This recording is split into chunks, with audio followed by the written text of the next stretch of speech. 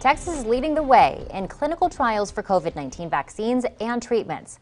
The first two patients in the world are undergoing treatment right now at Baylor Scott & White for a clinical trial launched by the National Institutes of Health. This all comes as the Austin Regional Clinic is recruiting 250 patients for a late-phase clinical trial to help bring the first vaccine to market. KXAN's Jennifer Sanders explains.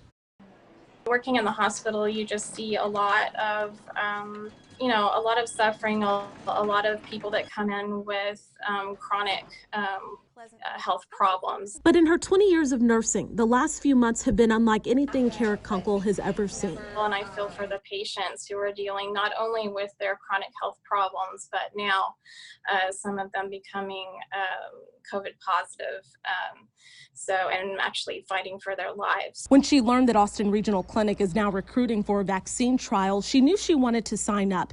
Being a frontline worker makes her a good candidate for the late phase clinical trial for Pfizer, which is closer than most to FDA approval. This is not injecting the virus itself or piece of the virus. This is studying the RNA of the virus and reproducing it and introducing that to in a vaccine, basically. After screening, the patient will get 2 doses of the vaccine or a placebo. There are 9 visits to measure the safety and the efficacy of the vaccine. If the initial results are very promising, I can see this accelerate in 2 to 3 months to FDA approval. I can't speak to how long it will take Pfizer to make it available across the country. Over at Baylor Scott & White, doctors are testing antibodies for a potential treatment for hospitalized COVID-19 patients. This particular one and a number that will come down the line come from patients that have been infected with COVID, have recovered, and have developed an immune response to it, which is what the antibodies are. The treatment is an infusion that happens over a 2-hour period. The first 2 patients to receive it haven't seen any side effects so far. They both tolerated the antibody without an allergic reaction, but it's too early to tell whether it's had a benefit on their disease or not. As with many COVID-19 treatment and vaccine trials, the hope is to have more solid answers by the end of the year. Jennifer Sanders, KXAN News.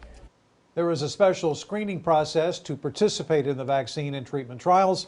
To learn how you can get involved, go to KXAN.com. When a COVID-19 vaccine goes on the market, there may need to be a variation for seniors.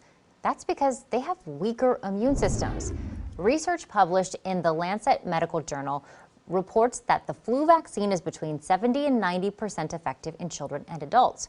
But when it comes to people 65 and older, it is between 30 and 50% effective. There are some ways to boost vaccine effectiveness. Manufacturers can make higher dose versions, or adjuvants can be added to the vaccine. Those are substances that can enhance immune responses to an antigen like a protein from the coronavirus.